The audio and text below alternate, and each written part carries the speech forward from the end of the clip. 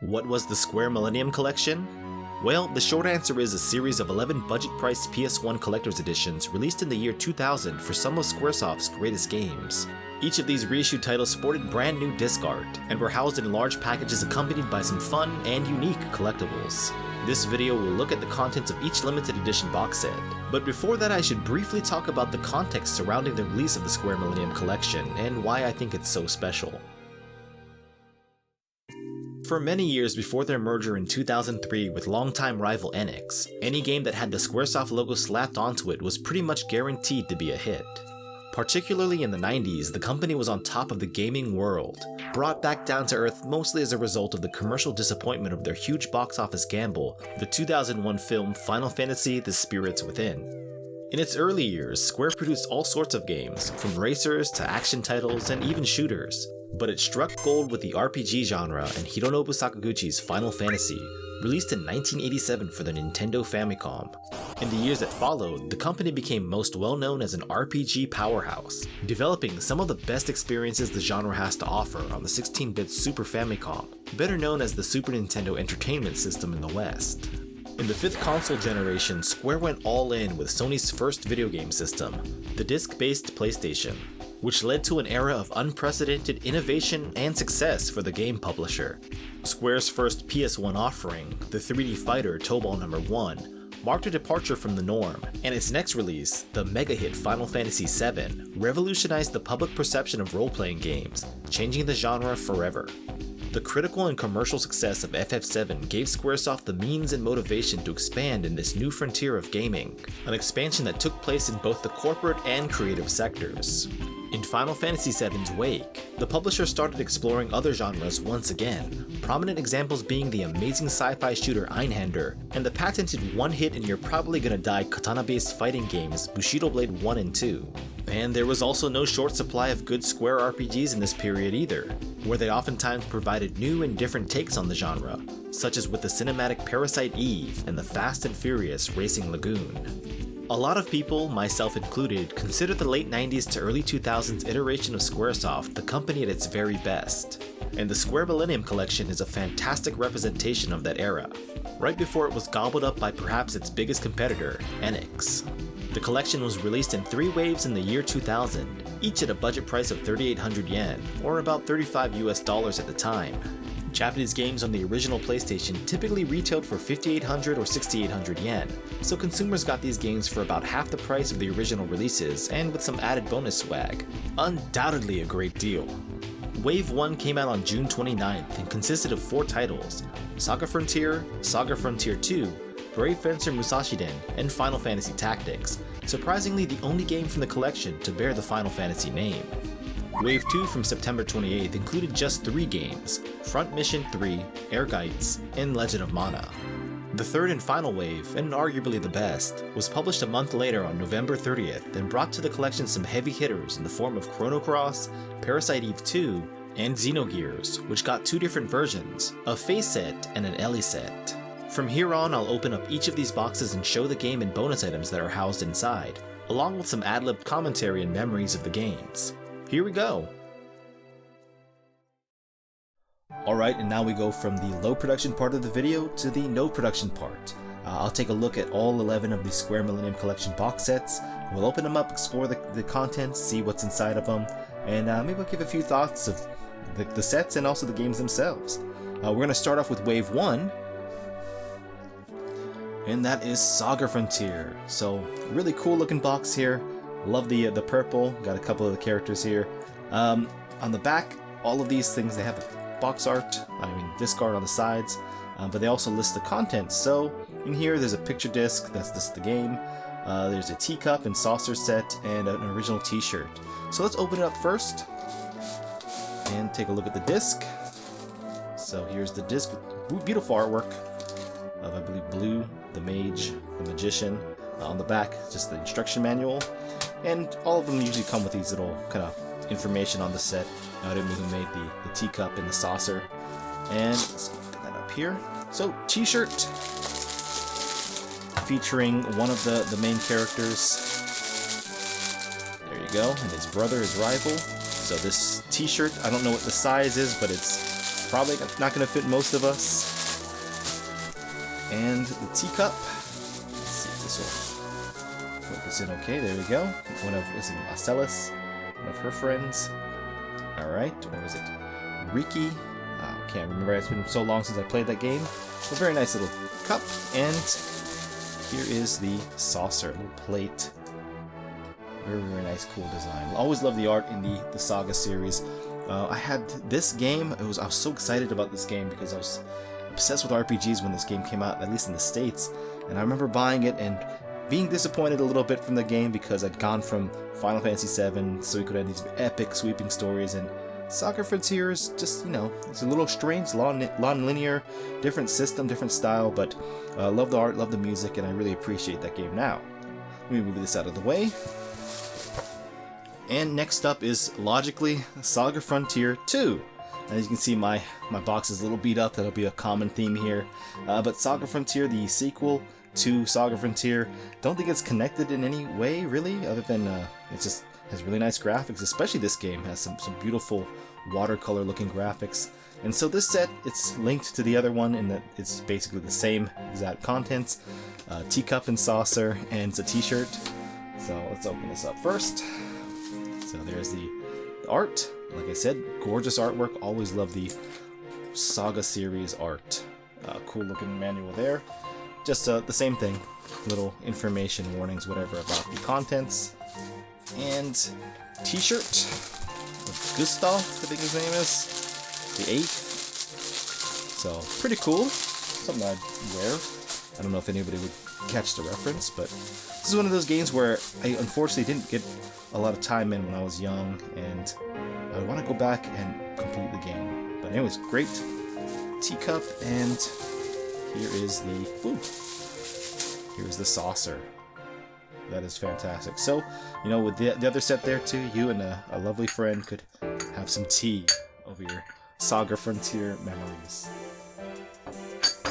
Alright, move this out of the way. Next up, one of my favorite games in this set, and one of my favorite games in general, Brave Fencer Musashi-den, or Brave Fencer Musashi as it's called, at least in the States. I'm not sure about Europe. But awesome action RPG. Let's look at the back over here. So it comes with a strap set of the Minkus, little cutesy characters, a original mini pouch, and some postcards, 10 of them. And this is actually the second Japanese import I ever bought in my life at Toys and Joys in Pearl City. Bought in my PlayStation there. I wanted this game so much just to play the Final Fantasy VIII demo, which played the hell out of, but I ended up loving this game way more than Final Fantasy VIII. This one, I don't know why I don't have a manual here, so I bought it. No manual, whatever, it's not complete. That's unfortunate, but I have the standard game as well. This game has some cool gameplay, great little system, great characters, but the music is so fantastic. So the postcards, 10 of them. I actually have not opened them, so here we go. Let's just take a look. Alright.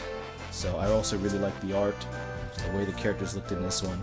These postcards are a little flimsy. They don't really feel like they're standard postcards. All these great little scenes from the game. And some of the characters. Wow. I know there was a sequel on PS2. I never really got around to playing it. Didn't like that it was too nomurified, I guess. A little bit too that early 2000s edge. Didn't really seem to have the spirit of the original. So here's the pouch, still unused, I believe. Little side pocket here, one little pocket in there. You can kind of hang it off, I think, on your bag. Really good for like an old digital camera or like a disposable camera. Maybe not much else. And here are the little straps, little minkus in the game. Pretty cute. Not something I would ever use. But cool little set. I like this. I think this is one of the better sets and one of the better games in my opinion from the set. Great games. And last up is Final Fantasy Tactics. And man, this is an amazing game. I've been playing a lot of Tactics Ogre Reborn, and I went back and played a little bit of this to kind of see how it compares visually, and it looks great. You know, like the character sprites and everything are great. And wonderful story, great music. I highly recommend this game. As you can see, my disc art here is a little faded. I actually have another set of these somewhere in the States in my parents' house, but I don't have access to that, unfortunately. So I bought this one again. This was very cheap, These things used to be very cheap as well, but they've gone up a lot in value over the last year or two. But yeah, you used to be able to find these for like $10, $5. No more than 20 really for any of the games here, but sometimes you'll see them now for 50, 60, 70, even over 100. So anyway, Final Fantasy Tactics had one of the better sets as well in the Millennium Collection. Comes with a Zodiac clock and some playing cards. Let's open it up. And just boring part, here's the manual. And let's take a look at the clock and the cards. So let's look at the cards first. So cute little Rams, and there's an Alma sister. Let's just open it up. I think I've not ever opened this before.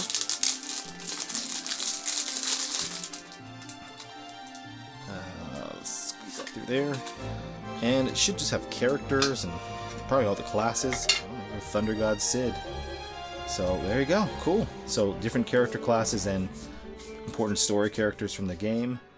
There's what's his name? Darai, Avelia. So just all the great artwork. This is Akihiko Yoshida's artwork. When I was, I guess I must have been in junior high school too when this came out. I was obsessed with how these characters look, and when I used to do art, I mimicked a lot of this kind of style with my artwork. So really cool. Joker is one of them, at least, is Bahamut. So awesome looking cards. This aside. And here's the Zodiac clock, wonderfully yellowed plastic over here, but the clock itself looks like it's in fantastic shape. And as you can see, all the little different Zodiac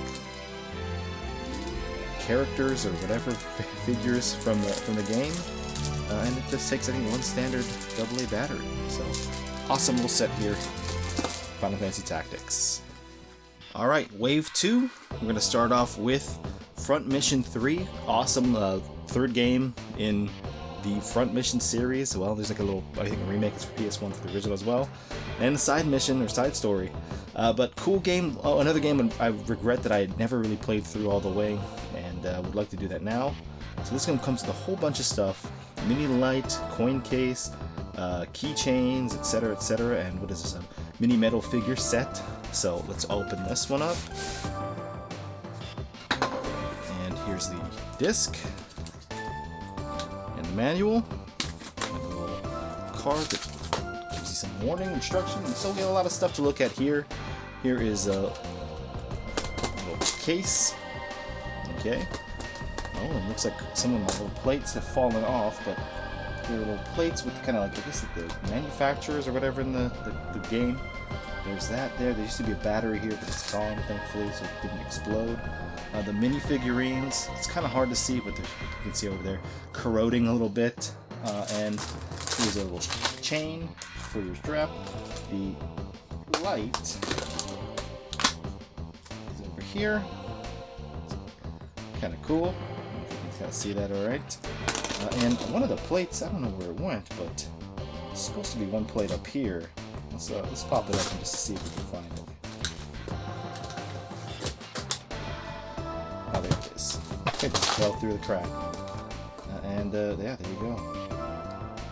And more Enterprise. So, it's one of the cooler looking sets too, especially if you're a fan of mechs or Front Mission.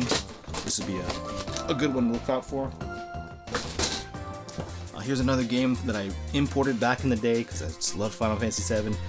Airgites. So the third fighting game from collaboration Dream Factory and Square. This is very Final Fantasy VII themed, but you have the disc, you have a little travel watch, and you have a Vincent figurine set. Let's take a look at this. So the cover, Cloud and Sephiroth, they're really trying to get that Final Fantasy VII fan here. The manual, that's a little, I guess, Nova signature up there. And the figurines. Let's take a look at another yellowed plastic. This is just a problem with, stuff from this era. So it's Vincent in his Turk's uniform and in his standard uniform. It comes with a base. We'll take a look at that in a second. So I don't know if you can see the quality here, but they're not very good looking figures, and we'll see some more figures in a second. are not that great looking, but kind of have them pointing their pistols at each other, and like a standoff. Here's a stand for you to put them on. It's kind of cool. God bless the ring, the little air guide slogan. And here's the travel watch, which I don't know if anybody ever used it, but a little digital watch you can put in there, put a battery in there, and I guess it looks cool. Kind of looks like a pill case. But yeah, air guide. It's a very strange set, but pretty cool. And the last set from Wave 2. This is the Legend of Mana set. Another great music, great looking game. Not my favorite game in this series, but you know, it's also one that I think mostly I watched my sister play. And anyway, Legend of Mana. This comes with a music box, mini figurines. So let's pop it open. My disc here is still sealed, so there you go. That is some beautiful artwork. Here's the manual. Alright, and let's take a look at this set. This is also another, I think maybe one of the better sets, especially if you're a fan. So 2 characters here, Pearl and Elazul, from one of the little quests in the game. I can't really remember it that well. So just kind of figurines. Let's pull out one. So, not the worst, not as bad as that those Vincents earlier, but you know, they're very cheap little figurines. And try to pull this out. This cheapy little plastic music box, very cool. And oh,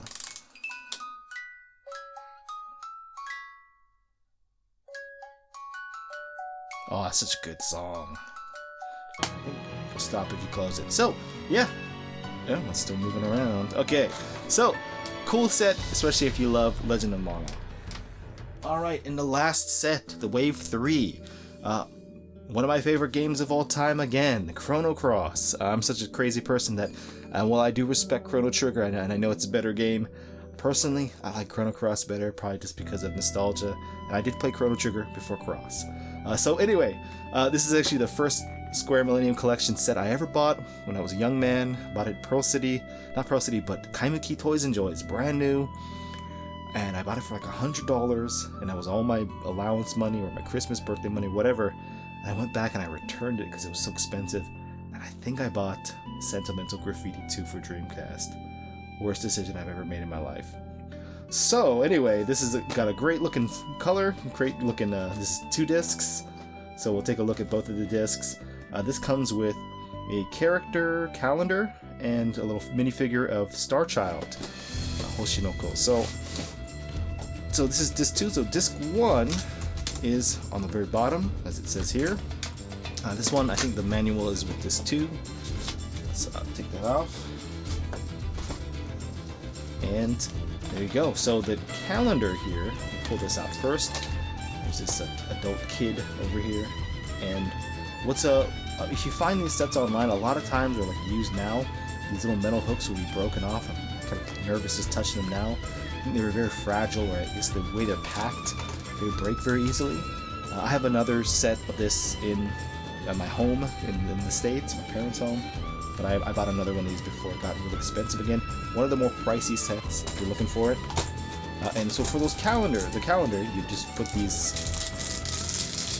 I don't know what year this would have been, 2000, I guess, when this came out. But all this cool art, characters from the game with some quotes to, I guess, motivate you through the day or whatever it was. So it's kind of cool. So you could use this, I guess, anytime, any year. This is just the days, but yeah, some fantastic art from, was it Nobuteru Yuki? I love his art. Let's throw that in here. Put this away here, but yeah, Chrono Cross. I got that Switch remake. I've never opened it, never played it, but I heard it's not that great, unfortunately. And there you go, little Star Child figure. Doesn't have any sort of stand, but you know, I don't know if you'd want to display it. Anyway, very cool little set, cute set, and just, you know, one of the best games of all time. Alright, this is a weird set. This is Parasite Eve 2. Parasite Eve 1, one of my favorites. Parasite Eve 2, got it a few years after it came out, so I didn't really put too much time into it. I moved on to other things. Oh, let's look at the back here. So what's weird about this is that it comes with a, what is this over here? A perfume bottle and a trading card of a girl named Yumiko Shaku. And we'll take a look at that later, and it's very strange. But disc art, Aya Brea. It's very beautiful. Here's the standard kind of manual. Disc 2 is on the bottom. Let's take a look here. Here's the trading card of this old Japanese model. I used to have a thing for this girl when I was young. So Yumiko Shaku as Aya Brea. Doesn't really match the part, I would say, but you know, whatever. Here's a piece that we'll take a look at in a second. Base of this perfume stand, or I guess a perfume bottle. Here is the perfume bottle itself. And it's Aya, her body, and the yellow over here for her head. It's kind of a plastic. It's very cheap. So of course, like those little yellowed things earlier, unfortunately, this is it's cheap plastic. It just ages and got yellowed. And on the bottom, you can see there's it's kind of plastic thing here, and this another plastic thing with an image of Aya. I guess postcard, registration card, and here's the other disc. But let's take a look real quick. So to put this perfume bottle together, it will kind of end up looking like this. So I tried to put it together before and it didn't quite stick, so not really the best, highest quality thing that, there's kind of a theme with these Millennium Collection sets. They were like $35 US at the time, so, it's really great value for what you're getting, but not always the highest quality parts being used, or highest quality paint jobs on some of these figures. There you go. And the last thing we'll do is we'll take a look at the two Xenogears sets. There's the face set here.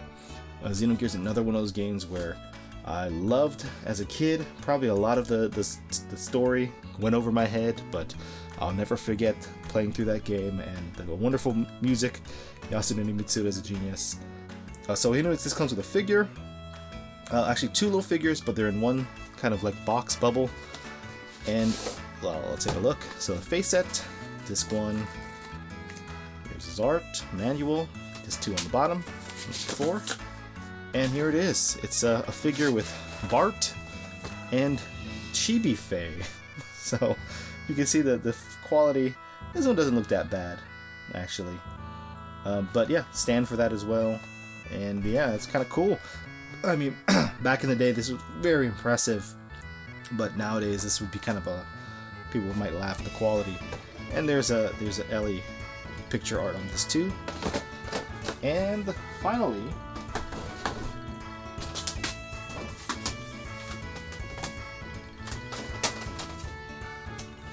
here is Ellie version. And so, same thing, just a couple of figures in the back. You can see the art, blue background, but Ellie, brand new still, sealed, manual.